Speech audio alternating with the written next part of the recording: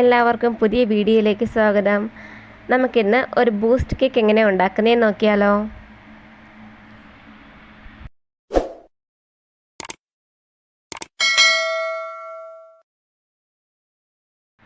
ആദ്യം നമുക്ക് ഡ്രൈ ആയിട്ടുള്ള ഒരു ബൗളിലേക്ക് 2 മുട്ടയാണ് പൊട്ടിച്ചൊഴിച്ച് കൊടുക്കേണ്ടത്.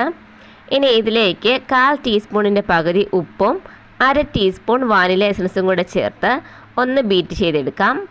ഒന്ന് പതഞ്ഞ് വരുമ്പോഴത്തേക്കും അതിലേക്ക് 1/2 കപ്പ് പൊടിച്ച പഞ്ചസാര കുറേശ്ശെ ഇട്ട് കൊടുത്ത് അത് ഫ്ലഫി ആകുന്നതും വരെ ഒന്ന് ബീറ്റ് ചെയ്തെടുക്കാം. ഇപ്പോൾ നല്ല ഫ്ലഫി ആയിട്ട് വന്നിട്ടുണ്ട്. ഇനി ഇതിലേക്ക് 1 ടേബിൾ സ്പൂൺ ബൂസ്റ്റാണ് ചേർത്ത് കൊടുക്കുന്നത്. ഇത് ചേർത്ത് നല്ലപോലെ ഒന്ന് മിക്സ് ചെയ്ത് കൊടുക്കുക.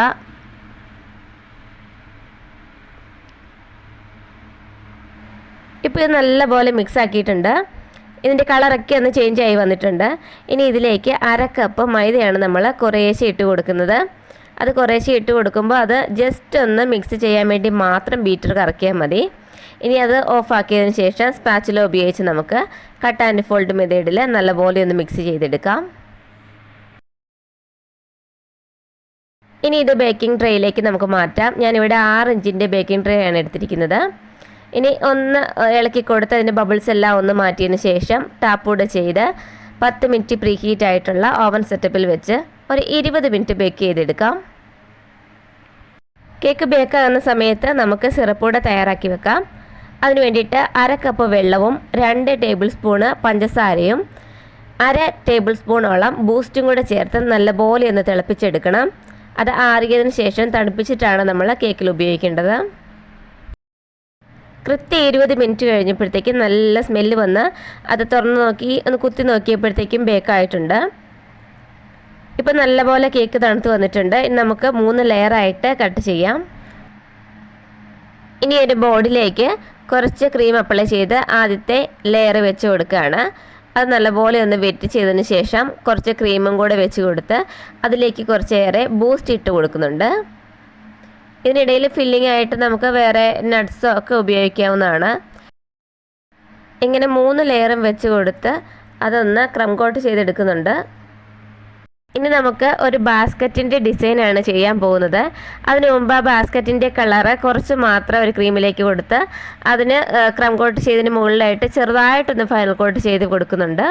ഇനി കേക്കിൻ്റെ താഴേന്ന് മുകളിലേക്കായിട്ട് ഒരു വര വരച്ച് കൊടുക്കുന്നു. അതിനുശേഷം അതിന് വിലങ്ങനെയായിട്ട് 2 വരകളും കൂടെ താഴെ കുറച്ച് ഗ്യാപ്പ് ഇട്ടിട്ട് വരച്ച് കൊടുക്കുന്നുണ്ട്. ഇനി ഈ അടുത്ത ഒരു വര വരച്ചതിന് ശേഷം ഗ്യാപ്പുള്ള സ്ഥലത്തു നിന്നും അടുത്ത വിലങ്ങനെയായിട്ട് ഒരു വര അങ്ങ് വരച്ച് കൊടുക്കുകയാണ്. നമുക്ക് ഇഷ്ടമുള്ള നോസിൽ ഉപയോഗിച്ചിട്ട് നമുക്ക് ഈ ബാസ്ക്കറ്റ് ഉണ്ടാക്കാവുന്നേ ഉള്ളൂ.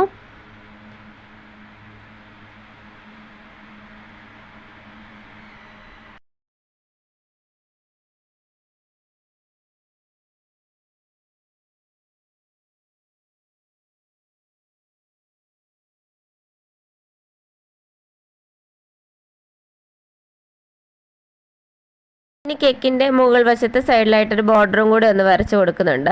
ഇനി അതിലേക്ക് നമുക്ക് കുറച്ച് പൂക്കളൂടെ വെച്ച് കൊടുക്കാം. ഇഷ്ടമുള്ള പൂക്കൾ നമുക്ക് വെച്ച് കൊടുക്കാം. പല കളറിന് പല സൈസിലുള്ള പൂക്കളുകൾ വെച്ച് കൊടുക്കുന്നുണ്ട്. എനിക്കറിയാവുന്ന കുറച്ച് പൂക്കളാണ് ഞാൻ വെച്ച് കൊടുത്തിരിക്കുന്നത് കേട്ടോ. ഇനി ഇതിന് മുകളിലേക്ക് സൈഡ് വശത്തായിട്ട് കുറച്ച് ലീവ്സും കൂടെ വെച്ച് കൊടുത്തിട്ടുണ്ട്. അതിനുശേഷം കുറച്ച് ബീഡ്സ് കൂടെ ഗോൾഡൻ്റെ ബീഡ്സ് കൂടെ ഇട്ട് കൊടുത്ത് നമ്മുടെ ഫൈനൽ ലുക്ക് കംപ്ലീറ്റ് ആയിട്ടുണ്ട്.